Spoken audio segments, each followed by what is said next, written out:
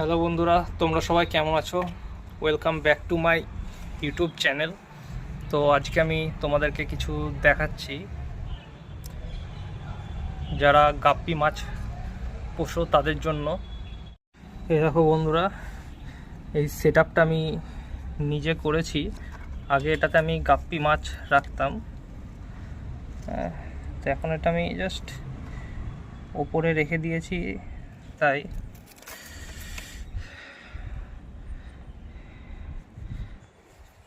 তো দেখতে পাচ্ছ এগুলো কি? এগুলো হচ্ছে মসকিটো লার্ভা, মশার লার্ভা বলতে গেলে। এগুলো যাদের গাপ্পি মাছ আছে বা ফাইটার ফিশ আছে, এগুলো খুব মাছের জন্য খুব হেলদি খাবার। দেখে নাও তোমরা, এই দেখো, দেখতে পাচ্ছ আশা করি। তোমরা জানো যে আমার কাছে প্রচুর গাপ্পি মাছ আছে। তো এগুলো সেই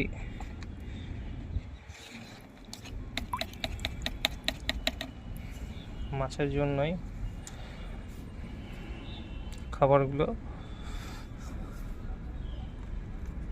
দেখো, যখন আমি জালটা ভরছি না ভেতরে, তখন কিন্তু ঠিক আছে লার্ভাগুলো সব নিচে চলে যাচ্ছে। হ্যাঁ, আর যখন আমি ওঠাচ্ছি তখন আবার উপরে উঠে আসছে।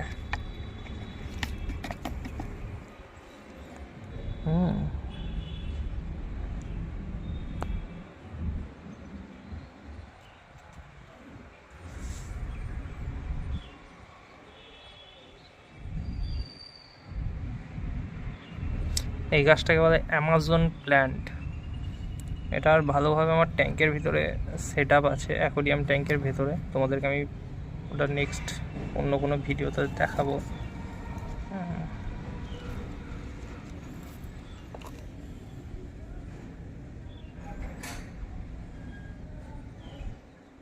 দেখতে পাচ্ছ তোমরা মসকিউটো লার্ভাগুলো নিচে নেমে যাচ্ছে, আবার কিছুক্ষণ পর উপরে উঠে আসছে।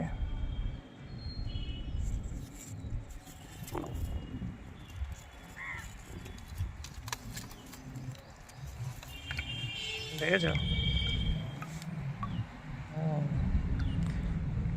তো বন্ধুরা, দেখতে পাচ্ছ আমি কতগুলো মসকিউটো লার্ভা কালেক্ট করে নিয়েছি। প্রায় তোমার 70% মতো কালেক্ট করে নিয়েছি। দেখো, বাদ বাকি অল্প কিছু আছে। ঠিক আছে, তো এগুলো আমি আর তুলতে পারলাম না, পরে আবার চেষ্টা করব। তো চলো আমার ফিশগুলোকে এগুলো এখন ব্রেকফাস্টে দিয়ে দিই। বন্ধুরা, তোমরা দেখতে পাচ্ছ যে আমি মাছটাকে লার্ভার ট্যাঙ্কের ভিতরে দিয়ে দিয়েছি। তো দেখো, এই দেখো মাছে খাচ্ছে, কত সুন্দর। এগুলো মাছের জন্য খুব উপকারী। একটু আমি এই ট্যাঙ্কেও দিয়ে দেবো কিছু।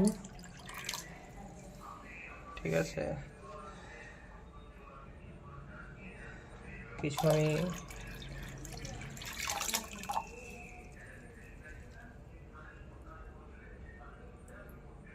এই ট্যাঙ্কেও দিয়ে দেবো অল্প কিছু। চলো, লাইভ ফুড এরা পাবে এখান থেকে।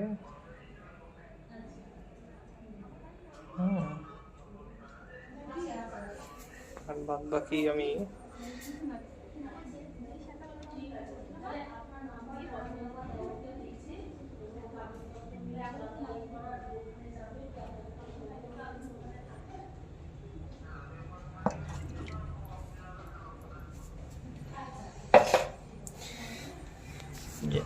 দেখো বন্ধুরা,